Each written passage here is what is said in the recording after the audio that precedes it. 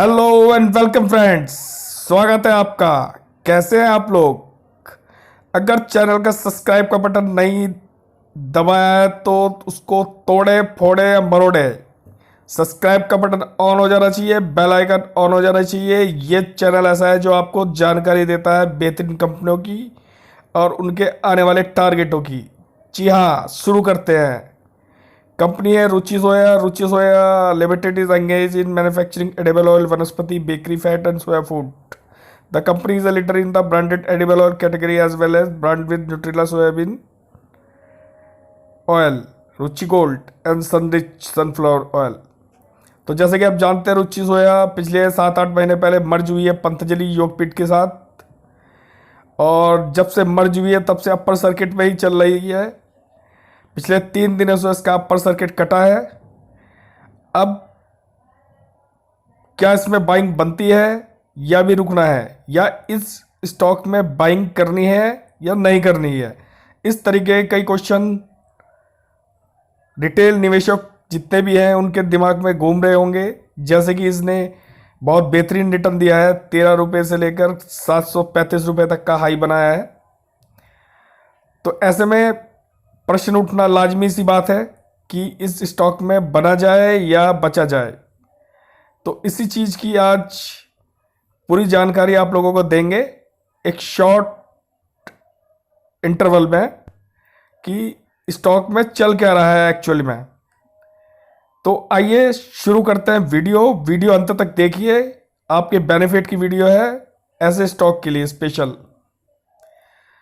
तो अब हम बात करते हैं रुचि सोया की प्रमोटर होल्डिंग की। देखिए, सितंबर 19 में 15% इसमें प्रमोटर की हिस्सेदारी थी, जो कि मार्च 20 यानी क्वार्टर फोर में 99% हिस्सेदारी तकरीबन प्रमोटर की आ चुकी है। यानी कि पतंजलि योगपीठ की 99% इसमें हिस्सेदारी है। और सबसे चौंकाने वाली बात यह है कि सितंबर 2019 में 35% शेयर जो थे गिरवी थे, और अब क्वार्टर 4 मार्च में तकरीबन 99% शेयर गिरी है। डीआईज की पहले होल्डिंग 14 थी, अब घटकर 0.27 हो चुकी है। अब देखते हैं, फाइनेंस इंस्टीट्यूट जो थे वो जीरो है, इंश्योरेंस कंपनी जीरो है, म्यूचुअल फंड जीरो है, अदर डीआईज 0.27 है, जो कि पिछली बार से बहुत ज़्यादा घटे हैं। अदर्स में रिटेल निवेशक आते हैं, पहले 69 थे, अब 0.83% है। तो शेयर होल्डिंग पैटर्न बहुत गंदा है इसका कंपनी का।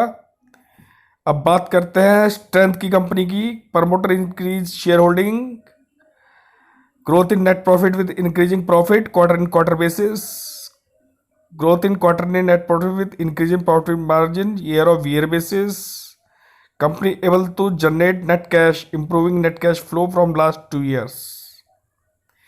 तो ये इसके स्ट्रेंथ वाले पॉइंट हो चुके हैं। कंपनी में स्ट्रेंथ कहाँ नज़र आ रही है? जैसे कि प्रमोटर ने अपनी शेयर होल्डिंग बढ़ाई है, ये तो एक अच्छी बात है, पर कंपनी ने शेयरों को गिरवी रख दिया, ये खराब बात है। तो आइए इसी स्ट्रेंथ के साथ अब कंपनी की वीकनेस पे भी ध्यान देते हैं।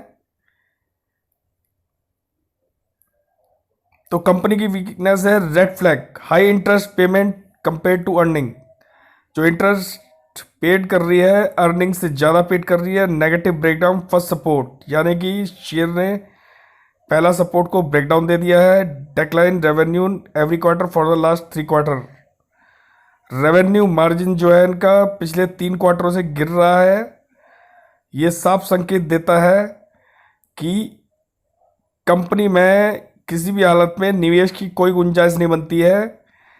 और आप देख पा रहे हैं प्रमोटर की जो होल्डिंग है वो प्लंज है, गिरवी है। तो ऐसे शेयर से बचने की ज़रूरत है आपको। आप इसमें निवेश से बचें, कभी सोचे ही मत ऐसी कंपनी में निवेश करने का।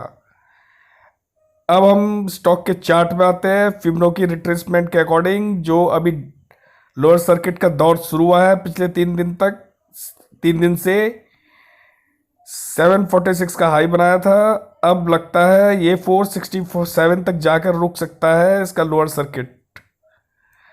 लोअर सर्किट का टारगेट आपको मिल चुका है 467, एक लेवल है जहां पर लोअर सर्किट रुक सकता है, ±10% लेके चल सकते हैं आप। ठीक है फ्रेंड्स, तो गुड बाय, सी यू, और कमेंट कीजिए खूब, 1000 लाइक का टारगेट है, अचीव कीजिए। Good bye.